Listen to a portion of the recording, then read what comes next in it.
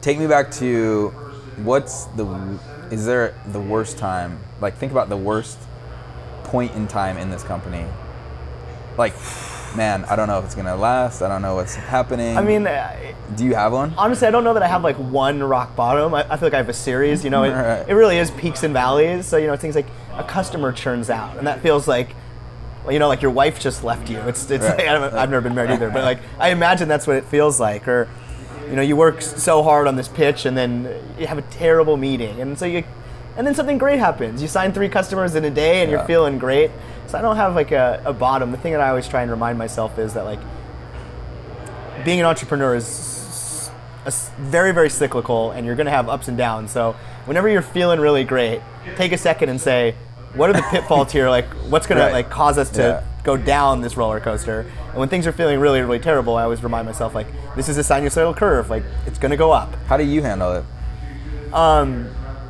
I think it takes like some amount of just crazy to be honest. I mean, you know, for me, I'm like a permanent schizophrenic in that I know that the odds are that we're going to fail as a company. That's just the truth of startups. At the same time, I'm 100% sure that we're going to succeed. And so that sort of mental dichotomy of knowing the reasons why we're going to fail and understanding what those pitfalls are so we can try and approach them while just still being irrationally optimistic that we're definitely going to succeed is an interesting mental balance. You described it perfectly, because I have the same conversation with myself almost every day, and you just are like, oh my God, am I that crazy?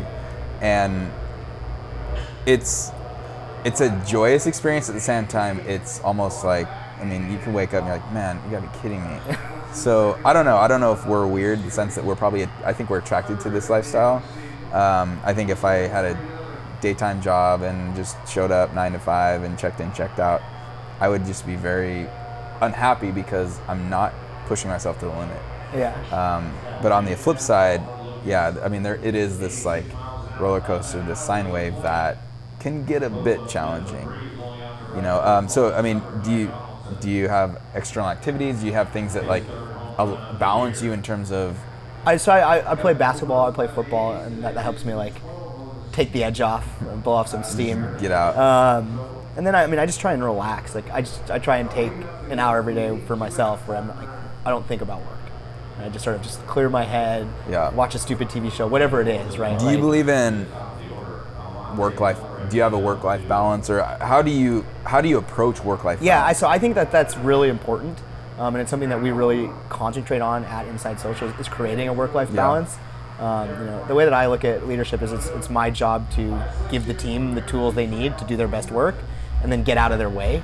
And one of those tools is being happy, not feeling like you're getting grinded to the bone. So for us, we really try and tell people, like, do stuff out of work. Like, don't only be shipping code all day. Right? Like, take some time just to do something else, and it makes you happier, and you end up being a lot more productive.